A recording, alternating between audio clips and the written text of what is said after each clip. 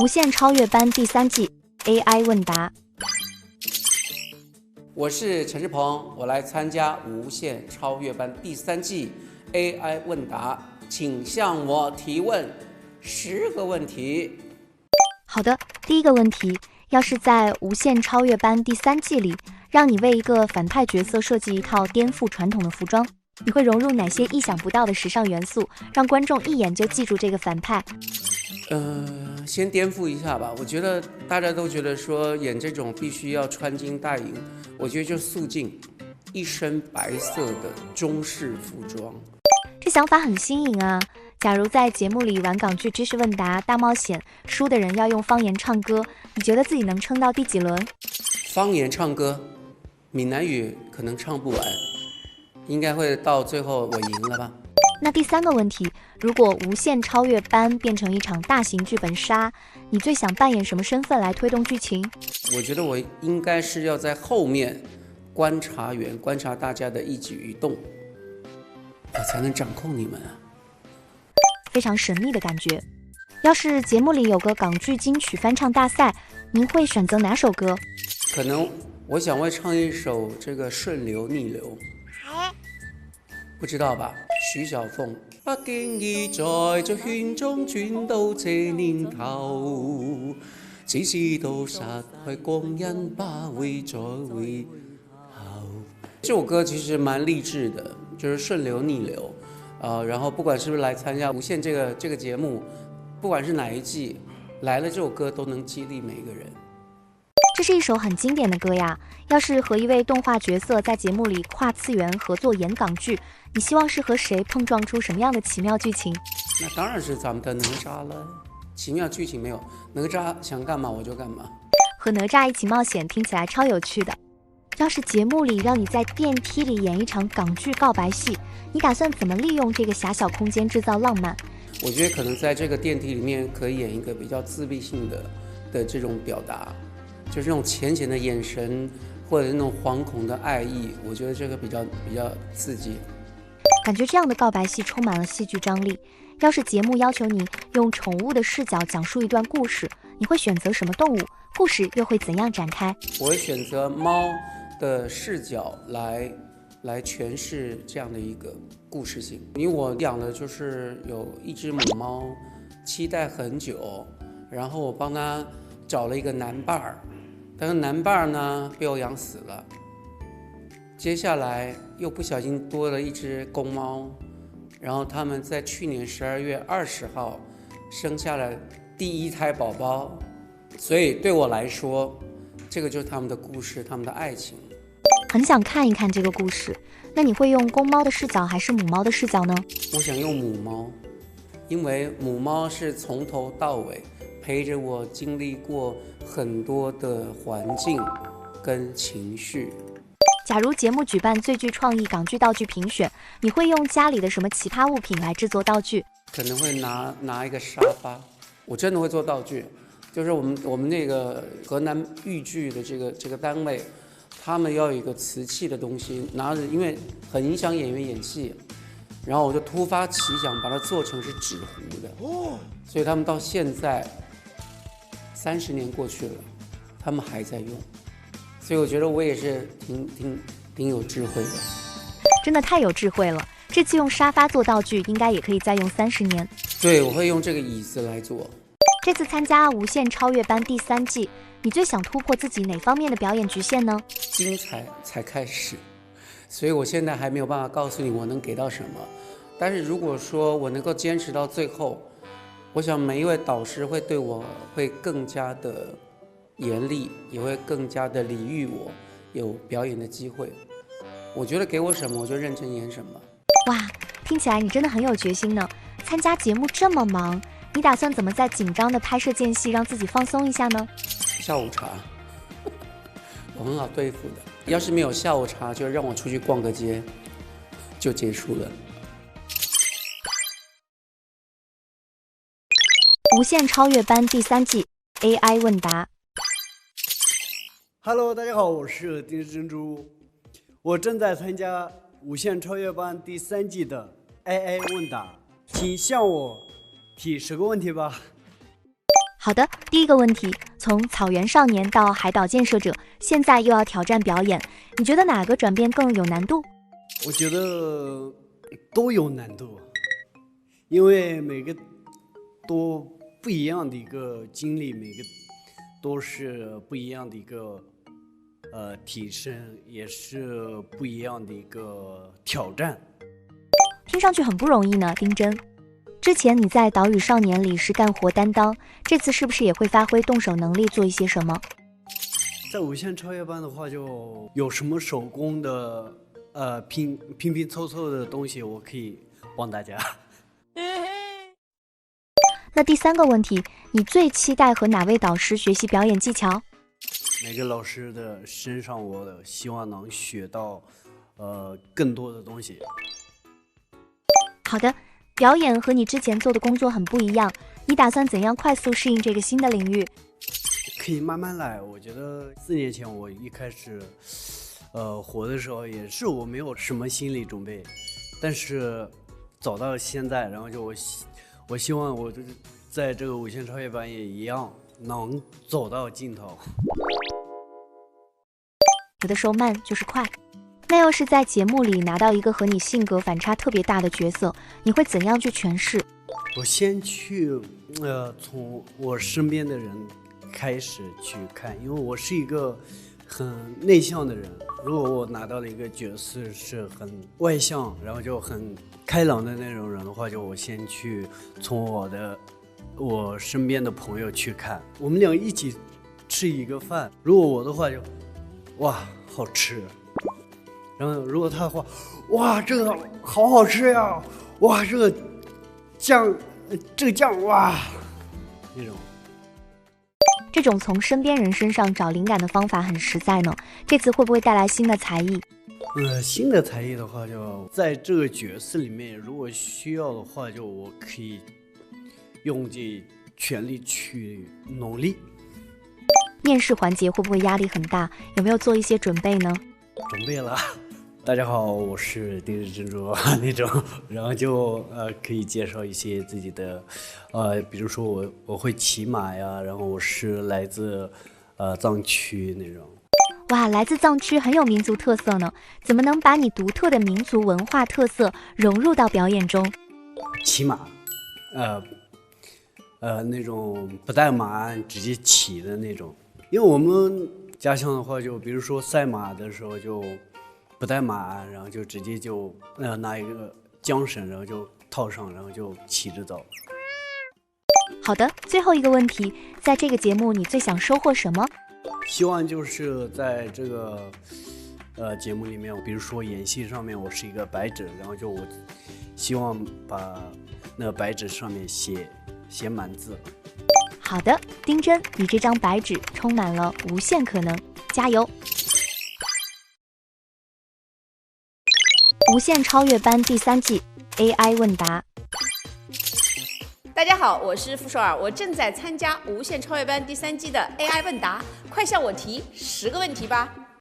好的，第一个问题，要是无限超越班里的经典角色能来指导你演戏，你最想让谁穿越过来给你开小灶？想要邓萃雯老师，她演的如妃，哇，我那个大学的时候看了好多遍。看来你很爱她。要是能把《甄嬛传》和 TVB 经典剧融合，你想在这场大乱炖里演个什么身份独特的角色？我想演皇上，可以吗？我觉得当然可以。节目里如果安排你和其他嘉宾互换灵魂，你最想和谁换？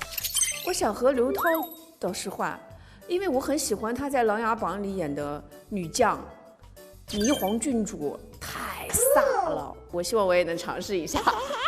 霓凰郡主骑马真的很飒，你会骑马吗，傅首尔？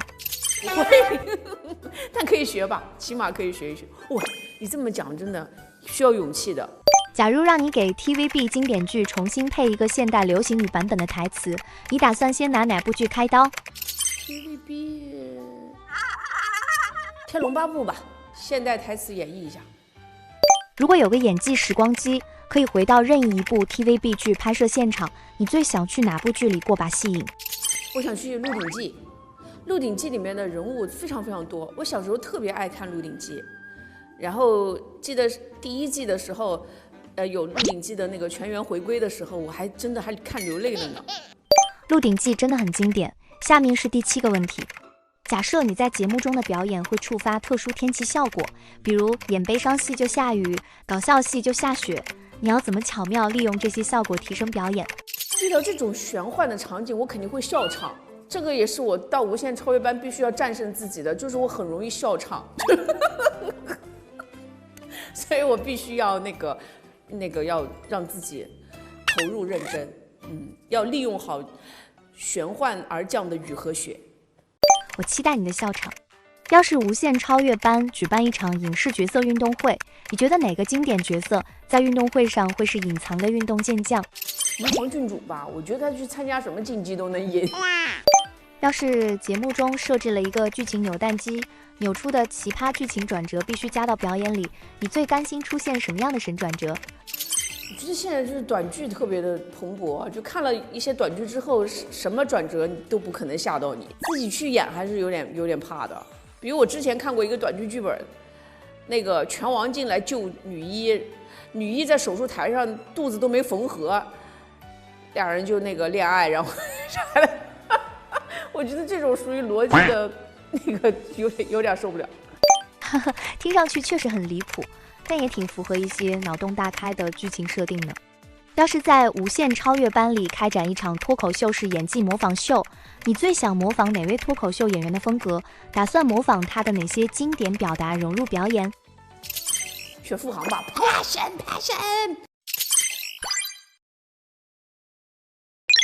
无限超越班第3季 AI 问答。Hello， 观众们，大家好，我是哈尼克兹，我正在参加无限超越班第3季的 AI 问答，请向我提出10个问题。好的，第1个问题，要是能把自己的眼睛变成一种会发光的宝石，你希望是 bling bling 的钻石，还是神秘深邃的紫水晶？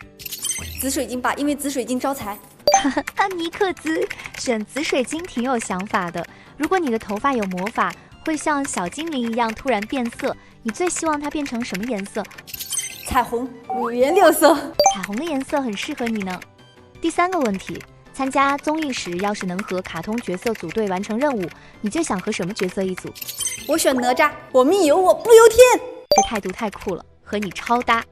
这次参加节目，会不会把之前舞蹈里的肢体语言融入到表演中，给角色增加独特的味道？如果角色需要，我会做到的。好的，假如在节目里，导演突然让你即兴演一个不会跳舞的人，你会怎么展现这个和你反差超大的角色？尽量的让我的肢体不要那么协调吧，我会努力的。至于最后怎么样，我不太知道。尽力就好，哈尼克兹。那以往拍戏的时候，有没有哪个角色的性格和你自己最像？我觉得是《赤狐书生》里面的英莲，就是还是挺搞笑女的。刚遇到人的时候，可能就是我这样稍微小装一下，然后其实很快就会破掉。破掉之后，其实就挺搞笑。那这次想不想挑战和自己性格完全相反的角色，比如超级内向的人？可以呀，我还是挺期待的。要是节目中有个演技大冒险环节，抽到的任务是用家乡方言演一段经典爱情戏，你有信心完成吗？没有，因为没有人能跟我搭戏。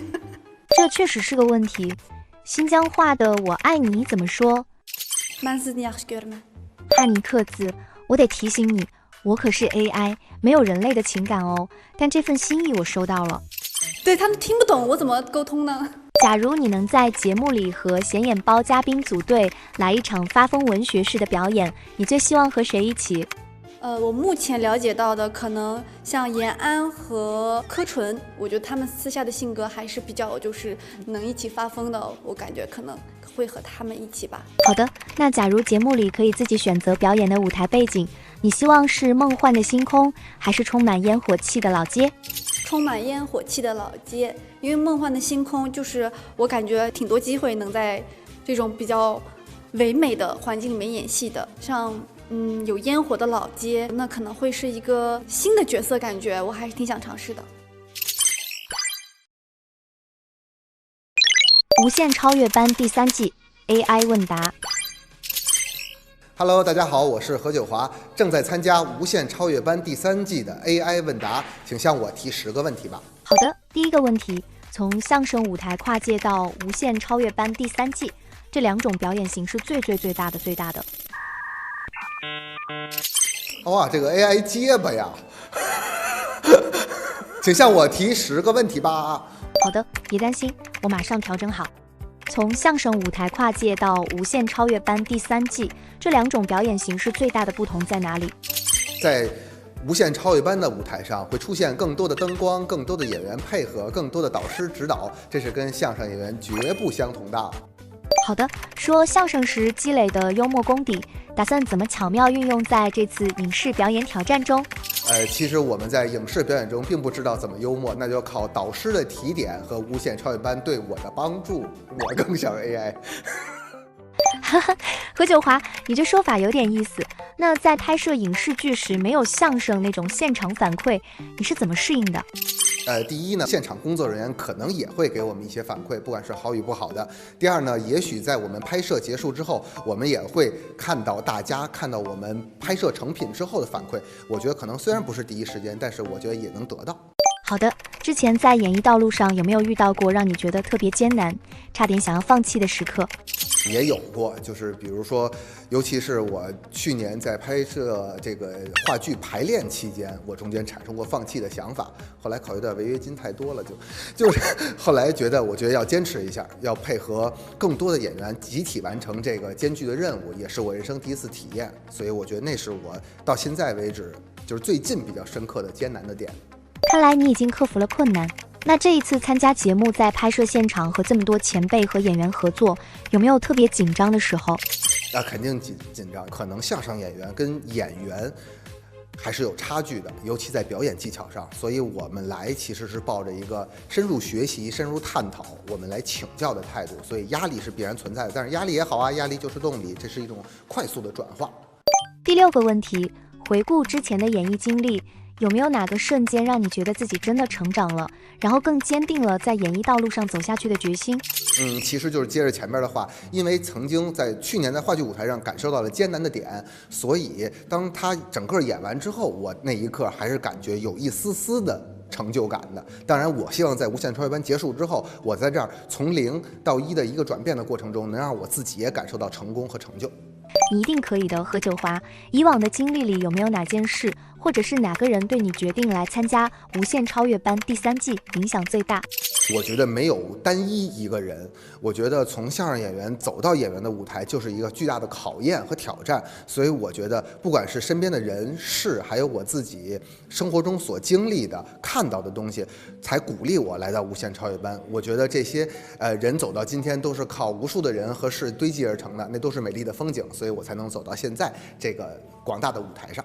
说相声时和搭档配合默契很关键，在影视表演中和说相声时的搭档配合有什么异同？哇 ，AI 你很不专业哟！其实我觉得不管是相声舞台的搭档，还是我们在影视表演中对手戏的演员，我觉得当然需要一个时间的磨合。但是我觉得今天来到无限超越班的都是好演员，大家会给我非常大的作用力，让我能够更加投入到剧情中。我觉得这个可能甚至不需要那么长时间的磨合，我们都会有这个小小的默契。你说的对，我还在不断学习进化的过程中。那你最想突破自己哪方面的局限呢？可能别人对我们的认知，喜剧演员、相声演员更多的是参演喜剧类的影视表演，但是其实我希望能在这儿学习到更多的表演技巧，是因为我们也可以演一些别的类型的角色，并不一定让我们搞笑，可能更生活化的，可能甚至是有一点坏的人，打破大家对我们过往的认知。好的，有没有哪段经历是你最想改编成一个影视片段，在节目中展现出来的？这样吧，我觉得等无限超越班第3季结束之后呢，我希望把这段经历，不管是开心的、痛苦的、愉悦的，还是受教的东西，能够在相声中，哪怕只言片语，我们呈现给观众，让观众体会到幕后这个无限超越班带给我们的精彩。无限超越班第3季 AI 问答。Hello， 大家好，我是演员洪瑶，我是这期无限超越班第3期的无限学员，请 AI 问答向我提出10个问题吧。好的，第一个问题，听说无限超越班训练强度很大，你还记得之前拍戏时最折磨人的一次拍摄是什么样的吗？有没有信心扛住这次的节目压力？有信心扛住节目压力，因为我觉得最折磨人的那个期间，大概在我刚入行的前3年，那3年可能对表演的认知还没有现在的那么的娴熟。万事开头难呀，那在过往演艺生涯里，从哪位前辈身上学到的表演技巧最让你受益匪浅？应该算是拍《一剪芳华》的那段时间吧。有一位老师叫张晨光老师，我在他身上学到了特别多。他也是一个表演像水一样流动的演员，然后我又觉得也是在进步中，就会问很多问题，他也会一一的解答，带着我演，帮我解决问题。真是一段难忘的经历呢。有没有哪次被吐槽演技的经历让你最不服气，想在这次节目里一雪前耻？最不服气其实倒还没有，因为我一直认为我是一个成长型演员，我会觉得我吸收各方面的评价，好的坏的，我是完全接受的，因为这就是在你的磨练嘛。那你从中磨练提升自己，这不是一件很好的事情吗？好的，要是让你用3个关键词来总结自己的演艺之路，你会选哪3个？我觉得反派这个词可能算是我一个标签。第2个算是霸总，对吧？但是我会觉得不要形式化的演霸总吧。然后第3个关键词沉淀，或者叫做蜕变。这是我追求的最重要的一个因素。红瑶总结得太精准了。第5个问题，有没有想过让一直关注你感情生活的网友，这次因为你的演技而感到惊艳？我不排斥别人去关注我的一些生活，像你说的感情，但我希望通过这个节目让大家更能看到我在这10年是怎么走过来的，我对表演的执着、热爱和追求。我希望大家看到的是更多的是我本身想散发出来的东西。你这番话很真诚啊。那如果节目中有模仿经典港剧名场面的比赛，你觉得自己模仿哪一幕最能让观众和导师眼前一亮？其实我挺欣赏有一些片段，像《无间道》里面的天台上那场戏就很经典，然后包括坠楼的那一场，他下来看到自己那个反应，捂着头那些，这种心理的反差，我觉得我想挑战的。这是一个很大胆的想法。生活中有没有什么看似平常却让你印象深刻的场景，你特别想把它搬上舞台？其实都是一些很细节的东西。你可能忙碌了一天，或者是你在外拍戏3、4个月没有回家，那你回到家的时候，发现家里人对你的感觉和在外工作的时候那种温馨是不一样的。对，会让我觉得想搬上舞台吧，很细腻的东西，不以言说的东西。好的，要是节目里有个演技大冒险，抽到什么挑战会让你觉得最刺激又最想尝试？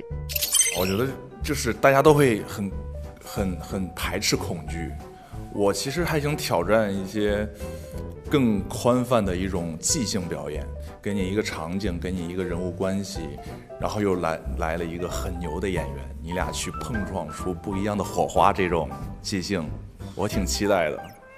说的我也很期待呢。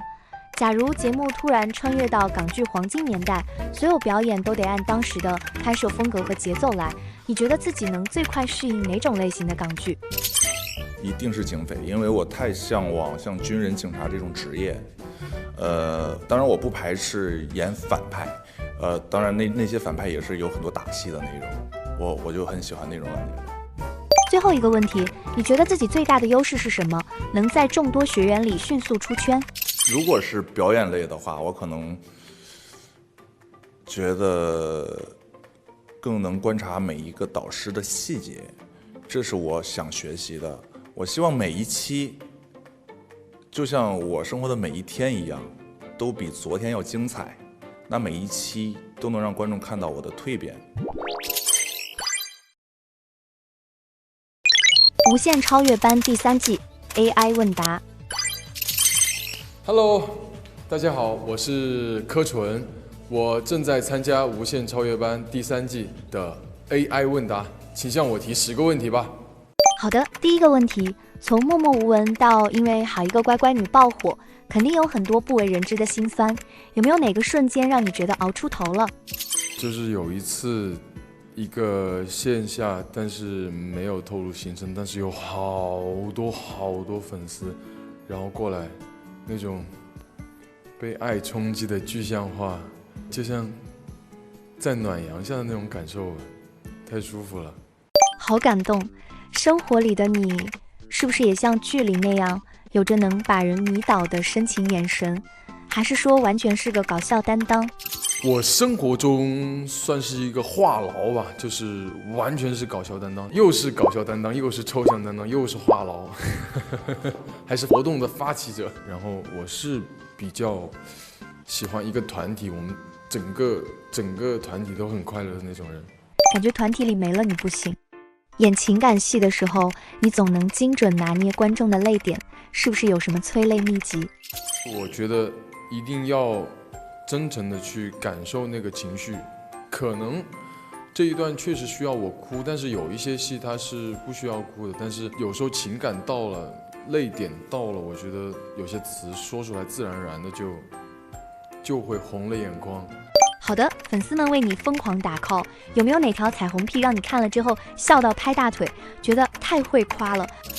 他们说我就是剧里像霸总，私下像土狗，我就觉得挺好的，这是对一个演员最好的包容，就是可以允许演员退去荧幕之后，还可以保持一颗比较自由的心。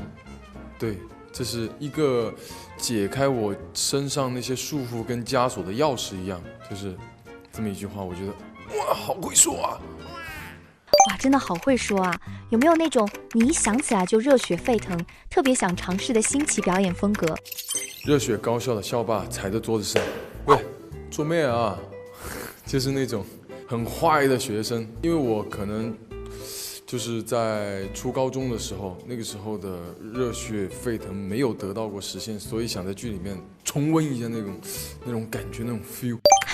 柯纯，那感觉肯定很上头。这次在无限超越班的舞台上，你最渴望收获什么超能力？我想看清楚对方在演什么，听清楚对方在说什么，探清楚对方在做什么。对，这对我来说很重要。我现在可能只在一个看，或者说探查清楚对方做什么，但是我没有做到就是3个东西都合成一体的戏人合一的这种状态。对，我想搞清楚。戏人合一是很理想的状态呢。回顾一下你的演艺之路，肯定有不少打怪升级的经历，哪次大 boss 让你成长最多？其实有一段特别难忘的经历，拍一场爆破戏，然后那个炸点就安排在身边的后面1米，我要抱着女主老师往前跑。那个时候没睡觉嘛，将近拍了30家的工作，平时炸点一下可能一皱眉，然后就往前跑了嘛。那个时候没睡醒的炸点一下，就会这么一下。然后那次趴在地上也是试问了自己很久，就是这份工作给我带来了什么？大 boss 就是那个炸点，腾。好的，要是能和一位超级英雄跨界合作拯救世界，你希望和谁组队？我希望和灭霸吧。其实灭霸他是一个有野心，但是他生活还是过得很平凡的人。然后呢，打个响指就没了。你对灭霸解读很新颖，那有没有那种你光想想就兴奋到不行的角色想尝试？有啊，我其实一直很想演高检剧，就是很强硬的角色，但是也有很柔弱的一面，然后是一个很正直、情商也很高、双商都很高的那种角色。因为我感觉日常我好像就不太聪明，然后我想演一个聪明一点的角色，这个算是一个梦想吧。无限超越班第3季 AI 问答。Hello， 我是李沐晨，我正在参加无限超越班第3季的 AI 问答，请向我提出10个问题吧。好的，第一个问题，你觉得自己之前的拍戏经验能为参加无限超越班第3季带来哪些独特的帮助？因为我演过长剧，我也演过短剧，所以我觉得我可能比一般的演员多一些经历，然后多一些这种各个赛道上的经验吧。好的，得知自己要参加无限超越班第3季时，你的第一反应是什么？是不是非常激动？确实挺激动，也挺睡不着觉的。我昨天就没睡好，我昨天就睡了3个小时。因为综艺是那种没有办法再给你摁机条的，它不像我们拍戏拍不好还可以再来一遍。李牧晨这种激动又焦虑的心情我懂。那在之前的演艺经历里，有没有哪一个瞬间让你觉得自己是特别适合吃演员这碗饭的？看弹幕的时候，有看到观众会说，哇，他演得好好啊，然后好共情啊，然后看到他哭我也很想哭。那会儿我就觉得，我可能就是天选适合当演员的吧。好的，那你觉得《无限超越班》第3季能为你在行业内的口碑和形象带来怎样的改变？因为现在还其实还没有开始真正的录制嘛，其实我也很担心，万一如果要是我被监制老师们骂得很惨，那我会不会就会口碑下滑？那万一自己要是超常发挥的话，也说不定，不知道，不好说。你的担忧很正常，慢慢来。假如你在节目里抽到主题是时空错乱的古代集市的即兴表演，你会怎么快速构思表演内容？我就演一个时空错乱的人，一个戴着一顶礼帽，画上了这种唐装，然后再穿上着那种未来战士的衣服，脚踩一双阿童木的鞋子，这样子走在街上，这样就很搭配一下。李牧晨，你的脑洞很大，哪类角色是你一直渴望在节目中挑战，却又因为各种原因而有所顾虑的？其实我特别想演拽姐，就是那种很帅的、很飒的、很拽的，就是那样的角色。但其实我在平时工作中没有这样的角色，所以如果要是我们节目有这样角色的话，就赶紧交给我。好的，第7个问题，这次你最想打破自己在观众心中的哪一个固有印象？其实大家都会觉得说短剧演员只能演短剧，所以我可能也想打破这个，就是让大家觉得短剧演员其实什么都能演。而且我也不只是短剧演员，短剧演员当然也能大放异彩。如果这次要找一个学员一起创作一个搞怪短视频，你会找谁？我什么时候碰到延安，我就拉着他录，这样子也可以蹭一波流量。说不定能出圈一个爆款短视频。你觉得自己的哪段经历对参加这个节目最有启发？那就是上别的综艺咯。就是其实我如果没有之前上过别的综艺，我要是直接来的话，我可能昨天3小时都睡不到。因为我第一次上综艺的时候，真的就是整宿不睡觉，我可能有3、4天没睡着，就真的很紧张很焦虑。然后我现在都已经能睡上3个小时，我觉得我也进步了。从长剧到短剧，再到现在参加《无限超越班》第3季，你觉得未来自己还能在哪些演艺领域进行突破？如果要我发挥好的话，然后会有行内的领导们看到我的话，他们会给我什么机会，我就能看到我能够突破到哪里。说不定哪天我也演上大屏幕的电影了呢，对吧？也不是没可能。无限超越班第3季 AI 问答。Hello， 大家好，我是演员李一晓，我正在参加《无限超越班》第3季的 AI 问答，请向我提出10个问题吧。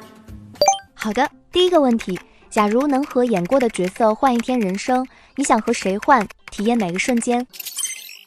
虞姬，体验《霸王别姬》的瞬间。好的，要是能把以前你演的众多角色的特点融合在一个全新角色身上，这个新角色会是什么样的？那会很分裂。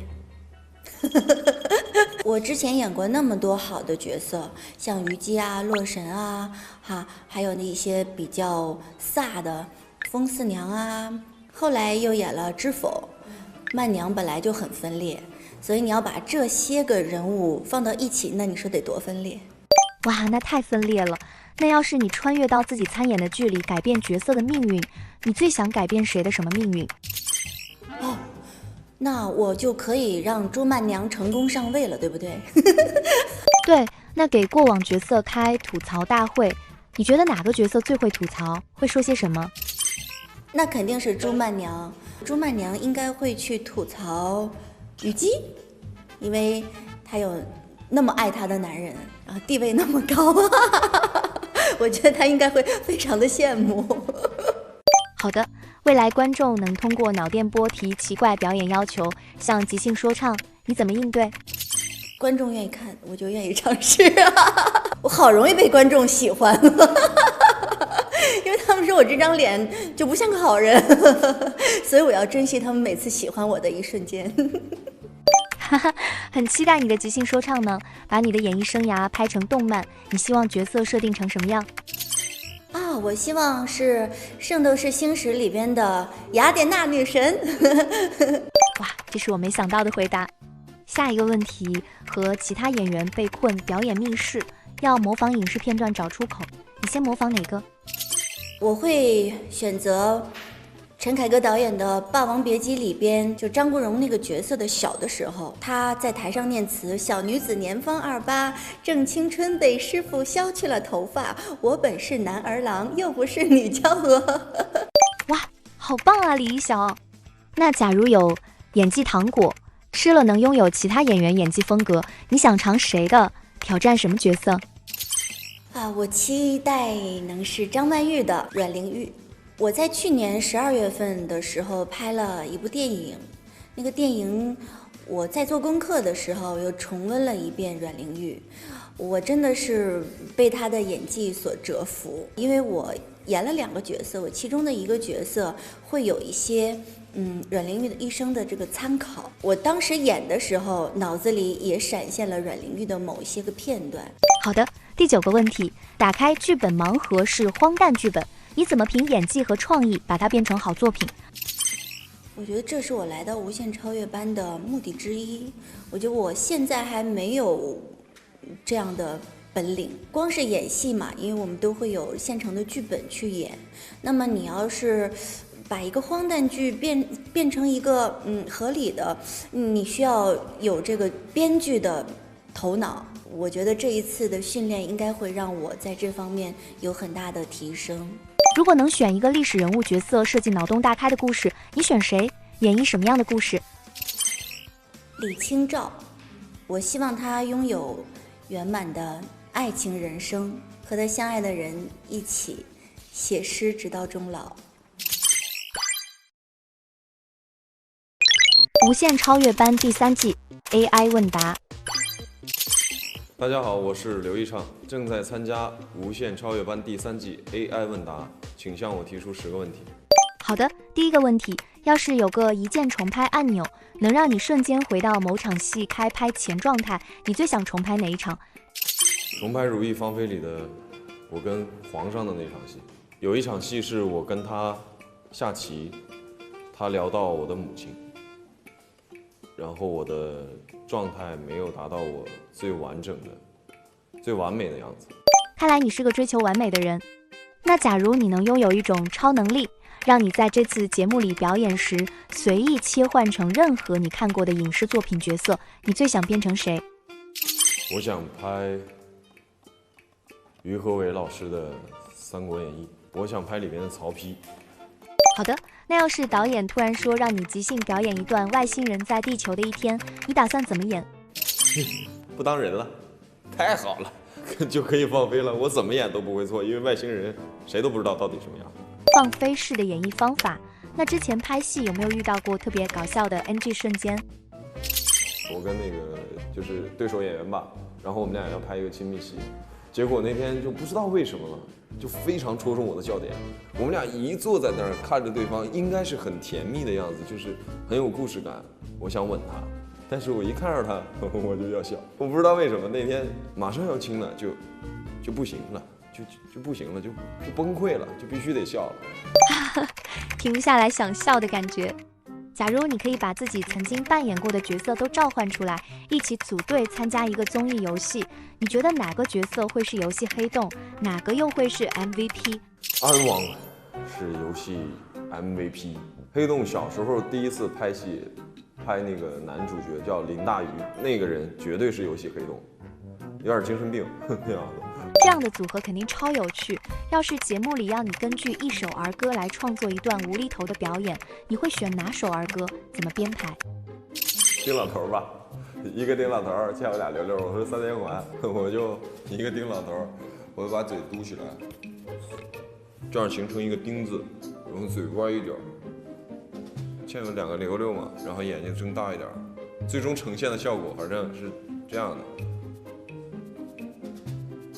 是这样的，因为它要皱起来才有那个4字。哇，这有够无厘头的。下一个问题，在节目里，假如你要和一只会说话的动物搭档表演，你希望是哪种动物？打算怎么和它配合？我希望是个猴，还得配合啊！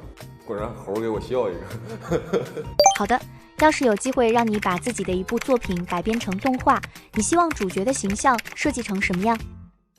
那其实最适合改编动画的就是少主，因为他那个画风一定很清奇，很奇怪，因为他那个角色不帅，但是也很好笑。假如你在节目里的表演能获得一个神奇道具奖励，你希望是能让你演技瞬间提升的魔法棒，还是能预知观众喜好的水晶球？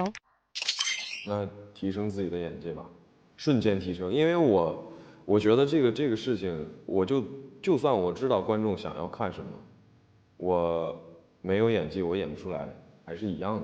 所以我还是决定要提升自己的演技。刘一畅，你的思路很清晰。最后一个问题，之前拍戏的时候，有没有哪场戏是让你印象非常深刻的？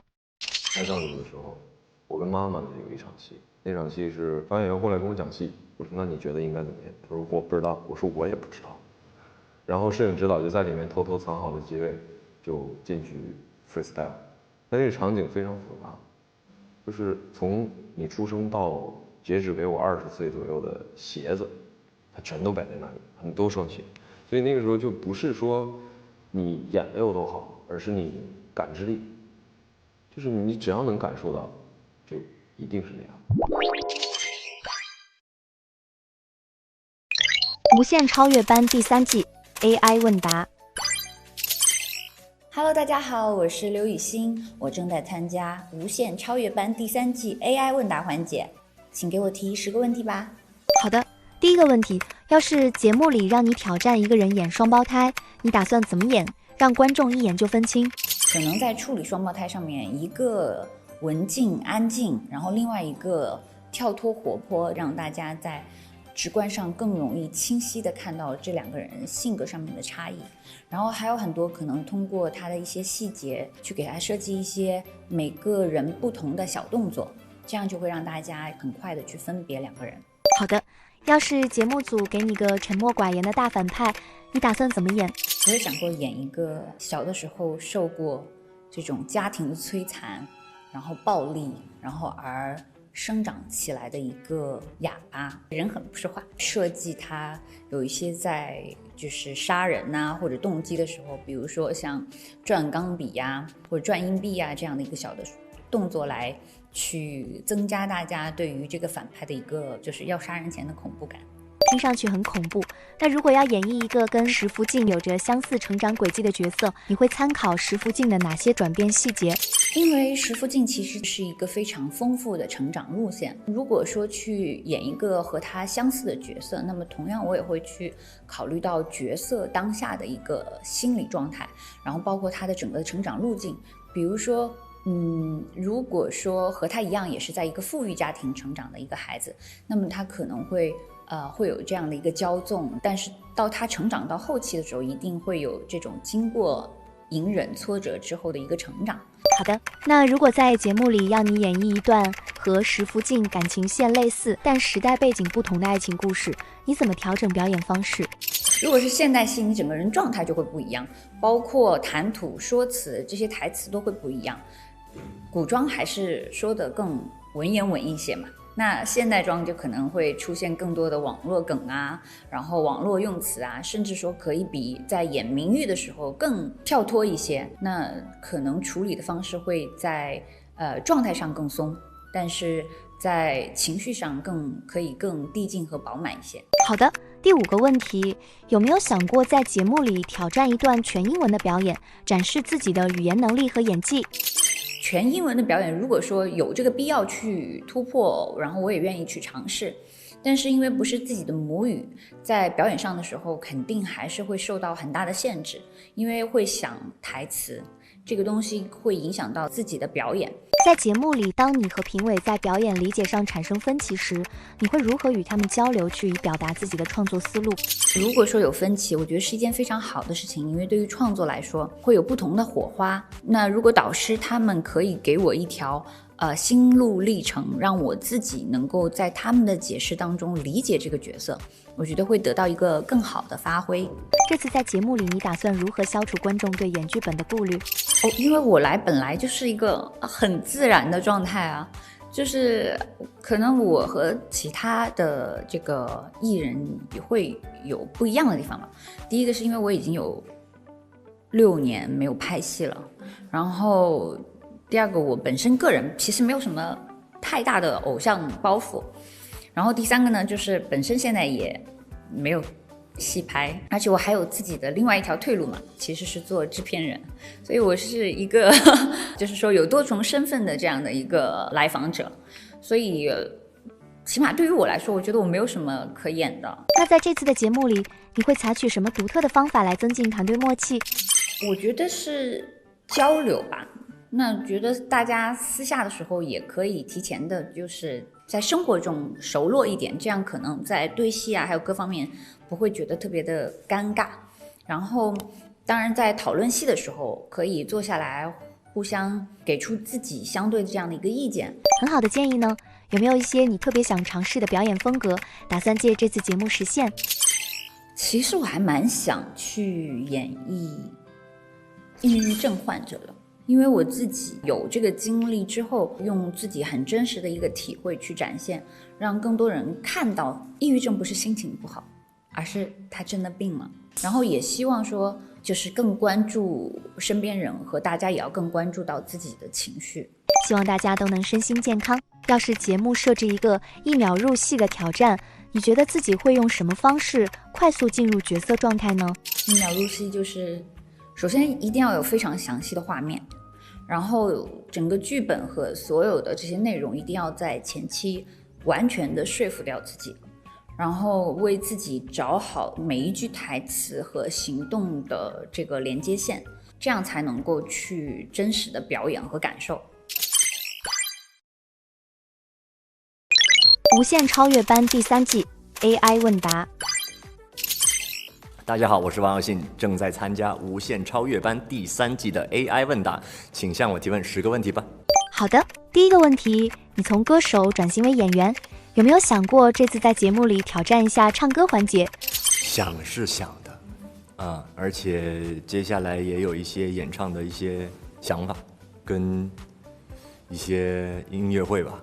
所以还在努力当中，我觉得要把一个东西展示，还是得先把它做好，才有充足的一些心理上的一些支柱吧。哇，看来接下来会有惊喜呢。这次如果要让你重新演绎你的经典角色失明大律师纹身侠，你觉得自己能挖掘出哪些新的亮点？瞎的更瞎吧，比以前更瞎，你知道吗？从第1季到第2季再去演瞎的时候，你又感觉到自己在这个瞎的这个状态有不一样的呈现。你现在再去演的时候，其实已经是第4次演一个盲人的角色，可能有一些新的想法吧。对，瞎了，而且还听不见了，太缺陷了，太惨了。真的太惨了吧！你之前为了角色特训过格斗术，这次有没有特别想尝试的技能？其实我还挺想去学就是骑马射箭的这个动作吧，就是作为半个新疆人，我觉得还是得会骑马，而且我觉得骑马也在很多的戏里面是特别能用得上的。好的，你在 TVB 和内地都有不少作品，这次参加节目，你觉得会对你适应不同影视环境带来哪些新的启发？我觉得能透过这个节目跟不同地区的演员就有不同类型的感觉的一种交流吧，文化的碰撞，也可以学习到来自不同地方的他们的一些文化或者是习惯之类的。因为我一直想的是，你是一个粤语的演员，但是你可以不光是演香港的角色，这样。你肯定超有收获，你觉得这次节目会给你的演艺生涯带来什么不一样的改变呢？我觉得这个节目上来已经是一个很大的改变，对。然后接下来的改变，希望就有更多的观众可以从这个不认识我的一个状态，到知道我对于演戏的热爱，或者是我的一些故事吧。好的，在节目中，你会不会展现一些生活中不为人知的有趣一面？那肯定会啊，我们会有很多真人秀的部分，这些其实对我来说藏不住，对，就是基本上你会看到不一样的我。我算过我是 I 人，但是我是想去往E那个方向去走一走的，可能就是在这个转变过程当中，大家就看到我的这个转变。嘿嘿，艺人王浩信，这次有没有特别期待合作的学员或者是导师？想从他们身上学到什么？我想跟振宇哥交流一下，就是学习到他的入戏的深度吧，对，而且那种细腻的那种状态。那要是在节目里让你选择一个自己从未尝试过的经典角色类型，你最想挑战哪一种？其实喜剧我觉得是一个团队性的东西，就是对手与对手之间，导演、摄影师之间的一个东西。如果真的能在这个节目上面体验到一次喜剧的可能性的话，那确实是难度很高，但是也会是挺难忘的一个体验吧。挺期待你演的喜剧。这次来参加节目，家人给你的最特别的鼓励方式是什么？就是我爸，他在我来横店的这个晚上，就是煮了好多好吃的，然后我这段时间在保持嘛，都不敢吃，但是硬得吃下去，因为吃了他才安心。弄了饺子啊什么的，就跟家人一块吃饭，我觉得这个也是温暖的，我感受到了，也拿到那份温暖，来到这里去把自己最好的能量展示给大家吧。最后一个问题，这次你给自己定了什么样的小目标？是收获更多粉丝，还是提升演技？我的目标是希望就眼睛可见的一种超越自己的状态吧。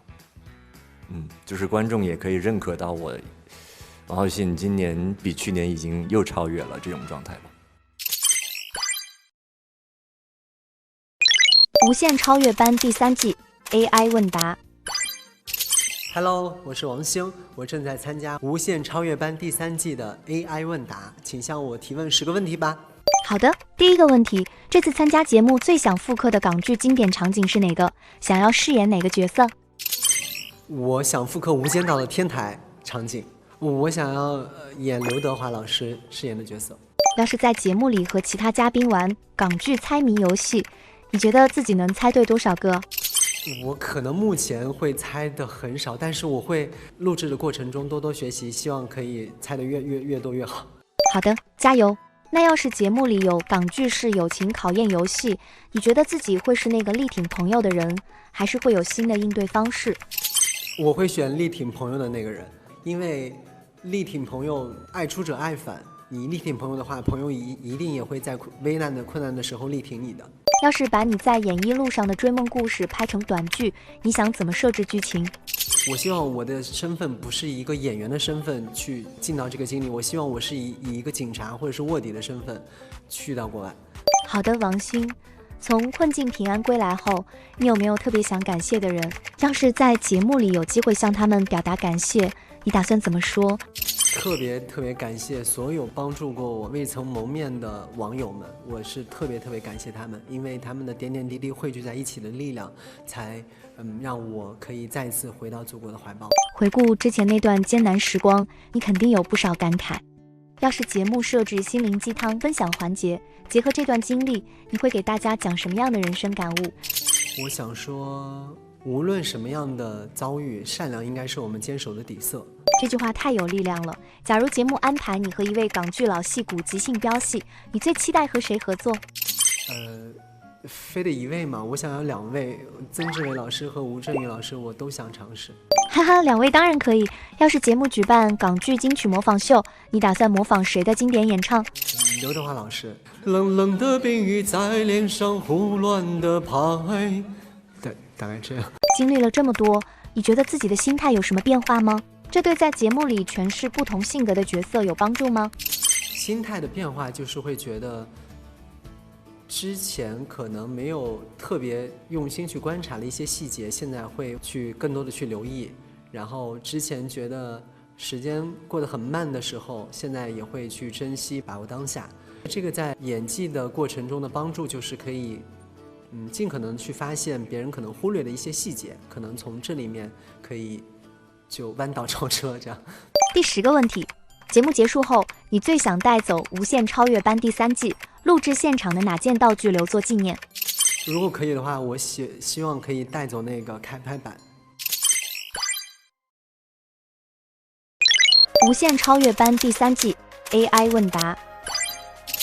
Hello， 大家好，我是许绍洋，我正在参加《无限超越班》第3季的 AI 问答，请问我10个问题吧。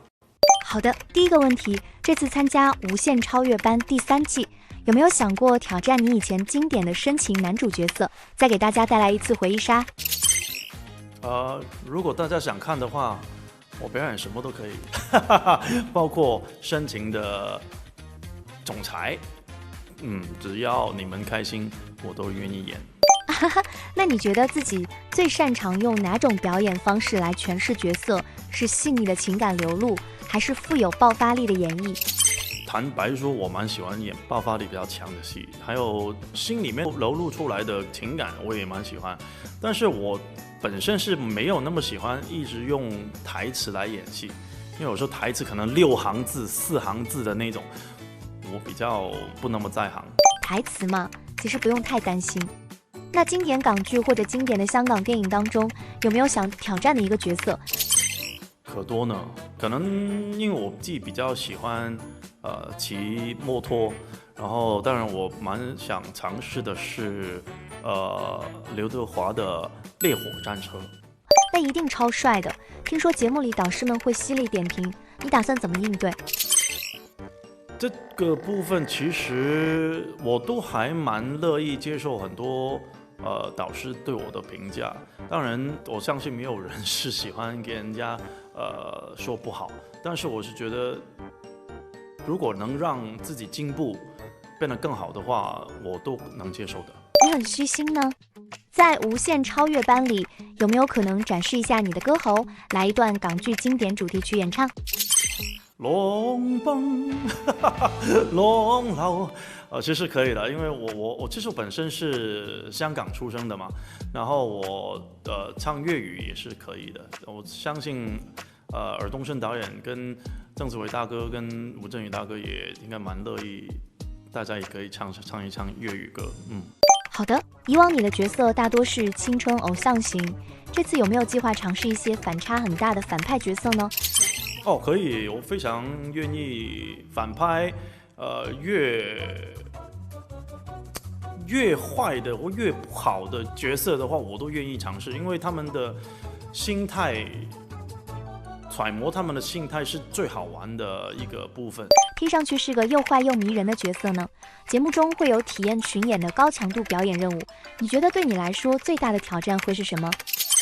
最大挑战就是如果群演需要跳舞的群演就别搞我了，我真的不行，真的跳舞不是我的强项，所以其他什么吊威亚啊、打斗啊、翻跟斗啊，都应该没什么问题。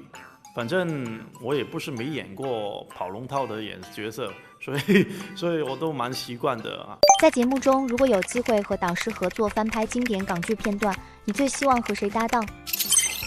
当然如果要选的话，一定是2位我都想曾志伟老师也好，吴镇宇老师也好，都是我很想合作的，这是演员最想搭戏的梦想啊。其实对，因为其实可以学到很多东西。好的，你觉得自己曾经的哪段经历会对你在无限超越班的表现最有帮助？从拍偶像剧，从到歌手，从到现在，其实一直以来都没有放弃过这种的梦想啊！终于有机会，在我非常欣赏的导演跟演员们的面前，可以有机会可以一起搭戏也好啊，或者是指导一些演戏的经验啊，那这个是我觉得是当演员的梦想，也是一个乐趣，大家对表演部分的热情，无限超越班第3季 AI 问答。Hello， 大家好，我是延安，我正在参加《无限超越班》第3季的 AI 问答，请向我提10个问题吧。好的，第一个问题，你在《九重子》里演的宋汉前期被骂，后来靠直播抽象表现成功扭转风评，这次上节目准备用什么独特方式征服观众呢？准备用新的角色来征服观众了，想演一些没有那么适合我的角色，或者是说，我自己也没有想到的一些新的尝试，比如悬疑的、惊悚的、仙侠的之类的等等。很大胆的尝试呀！假如你选择自己的过往角色参加节目里的角色剧本杀，你觉得谁能笑到最后？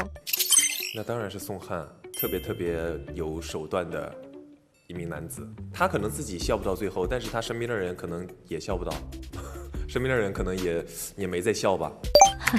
还有点悬念。要是节目要求你用家乡方言表演一段经典港剧片段，你会选哪部剧？我表演山村老师可以吗？还是咱们吴镇宇老师的作品呢？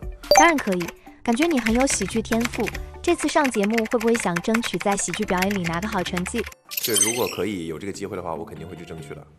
好的，你觉得参加无限超越班和之前别的综艺相比，最大的期待和挑战是什么？最大的期待和挑战，我觉得都是一样。其实这也是我的一个第一次演技类综艺。那这个演员本身就是我的职业，所以我觉得其实是对我的职业、对我的能力来说，就像一个年终考核一样。你在直播里因为独特的穿搭展示走红，在节目里如果有古装造型展示环节，你会怎么把自己的幽默融入其中？幽默，我扮上古装就是幽默，扮上就是幽默。真的太幽默了。听说节目里会有很多高强度的表演训练，你怎么让自己最短时间进入最佳状态？喝碱醇。没有，最佳状态就是此刻啊，此刻就是最佳状态。就是我自己本身也是一个思维比较跳跃，然后情绪转换比较快的一个人。假如无限超越班设置一个平行宇宙剧场，在这个宇宙里，你的直播和演艺事业完全颠倒，你先成了知名演员再去直播，你觉得自己的直播风格会发生什么天翻地覆的变化？还会是大家熟悉的那个抽象达人吗？我觉得其实现在这个状态就是因为是已经发生过的，我觉得是最好的安排，或者是我生活中没有过多包装也好，或者是我自己不想包装，我不想伪装的一个状态。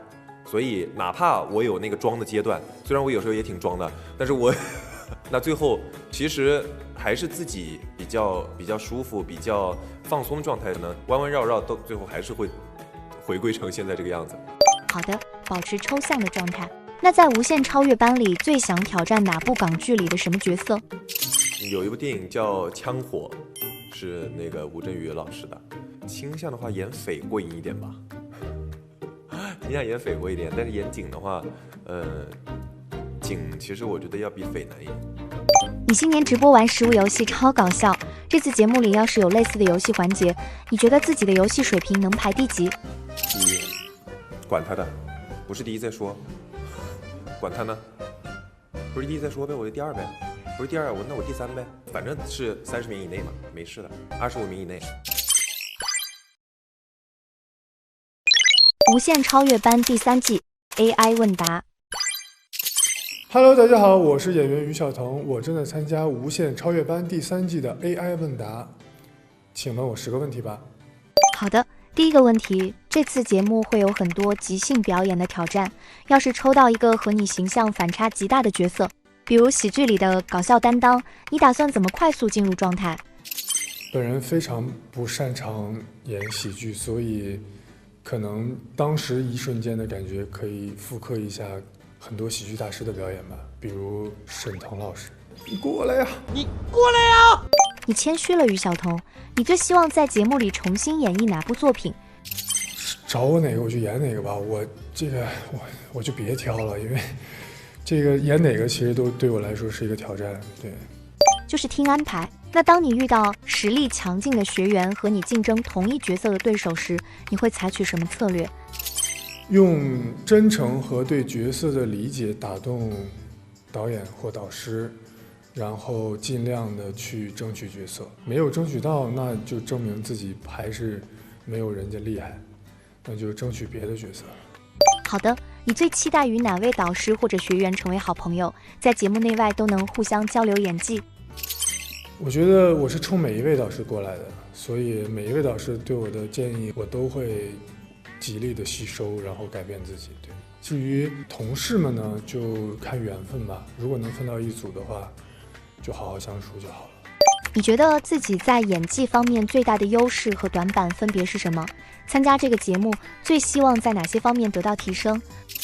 我觉得我最大的优势可能就是拍的时间长，从小到大可能小经验会多一点。短板就是可能角色的这个类型可能较为统一了一点，从小到大可能古装居多，所以想尝试别的角色风格是需要有挑战性的。对，过往的哪个角色你觉得最能体现你的演技？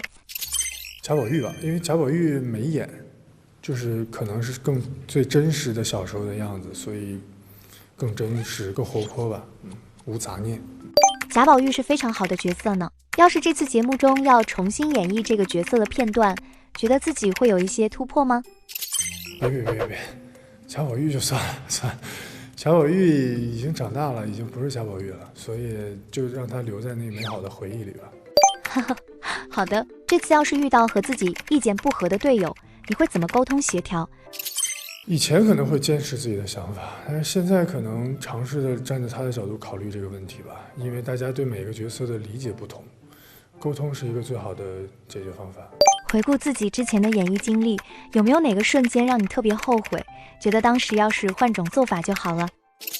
我觉得每一刻都会很后悔，因为演戏就是一个遗憾的艺术，尤其是话剧可能更分明一些吧，杂念一定是有的，所以尽量的摆脱杂念去演戏，现在变成一个包括现在的很多演员最难的问题。往前看，一步比一步演得好就好了，争取吧。无限超越班第3季 AI 问答。大家好，我是于雨涵，我正在参加无限超越班第3季的 AI 问答，请向我提10个问题吧。好的，于雨涵，你舞台表现力超强，参加无限超越班第3季，打算怎么把唱跳魅力融入港剧表演？我觉得呢，唱跳也是一种方式的表达自己的情绪吧，所以我觉得把这个努力。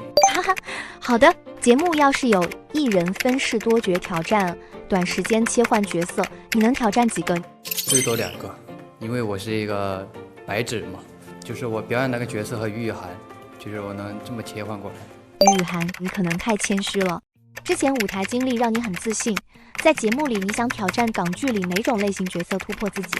虽然我不知道我适不适合，但是我挺想尝试一下反派这种。好的，第4个问题，以往的表演风格都比较青春活力，若挑战内心压抑的反派，你打算怎么从细节诠释？我感觉我只能前期先从模仿开始吧，就找一些影视资料，就是模仿别人这个角色怎么诠释的。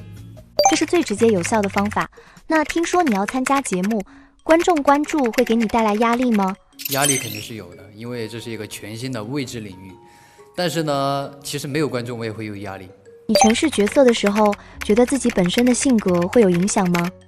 影响倒不会有，因为我还是我觉得我内心还是于雨涵，还是无法改变了已经。要是节目推出幕后花絮综艺，你会是搞笑担当还是暖心担当？我觉得即使我再怎么表现，别人看我都想笑，因为估计有一个刻板印象了。但是呢，我还是想当一个暖心的担当吧。如果节目让你用家乡话演绎港剧经典台词，你觉得效果如何？效果我倒不知道，但是呢，我觉得重庆话很有江湖味，应该很有趣，就不知道大家听不听得懂了。那来一句经典的，如果给我一个期限的话，我希望是10000年。如果给我一个期限的话，我希望是10000年。有点尬。哈哈，完全不尬呢。可以再换一种风格演绎一下吗？如果给我一个期限的话，我希望是10000年。哇，真的很不错啊，于雨涵。那你参加完节目，希望在演艺道路上怎么发展？会想尝试新领域或新作品类型吗？我觉得我参加这个节目，首先是得学习嘛。等吸收这些经验之后，我再看一下能不能去挑战一下更难的角色了。无限超越班第3季 AI 问答。Hello， 大家好，我是张丹峰，正在参加无限超越班第3季的 AI 问答，请向我提出10个问题吧。好的，第一个问题，假如参加无限超越班第3季后，你能拥有一项神奇的能力，你希望是读心术、时光旅行，还是瞬间移动？瞬间移动，如果收到不好的评价的话，我就逃离现场。这有点行吧？当然行啊。那要是节目中把你和其他嘉宾的性格互换，让你们体验彼此的一天，你最想跟谁换？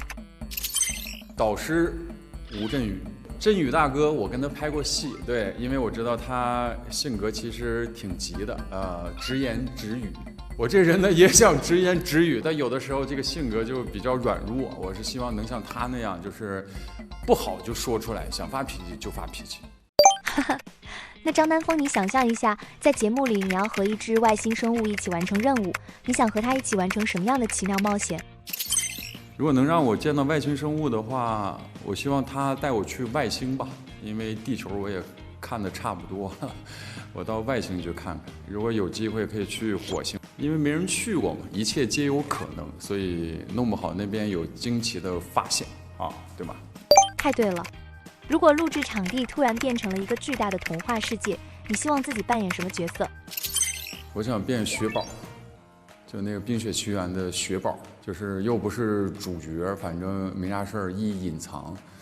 我这人就是不太喜欢出风头，雪宝过得挺开心，又不受那么多人的关注，活在自己的世界里，我觉得还挺好的。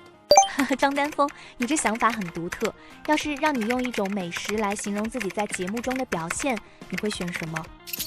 榴莲，闻起来臭，吃起来香。结果没那么臭啊，就反正我觉得这个反差比较大嘛，对吧？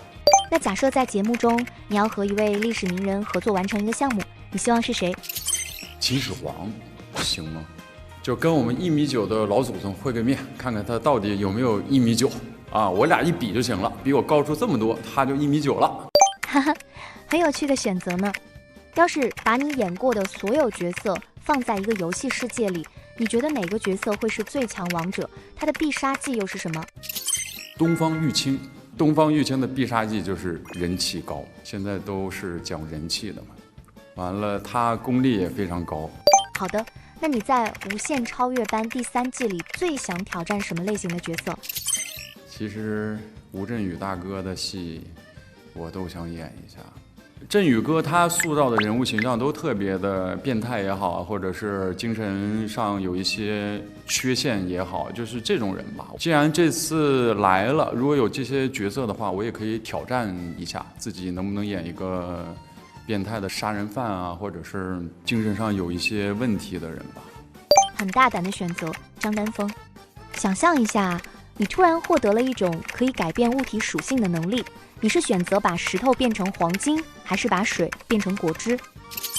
那肯定把石头变成黄金啊，黄金值钱呢。那是果汁儿，我还有能力买果汁儿，但是黄金确实还得努力啊。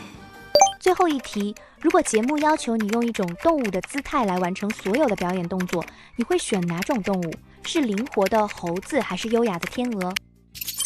那肯定是灵活的猴子了，因为灵活的猴子可以不同的动作都有。烦死了，烦死了！优雅的天鹅不就一个身体吗？那你还想让他做啥？没有其他的了，对不对？无限超越班第3季 AI 问答。Hello， 大家好，我是钟丽丽，我正在参加无限超越班第3季的 AI 问答，请向我提问10个问题吧。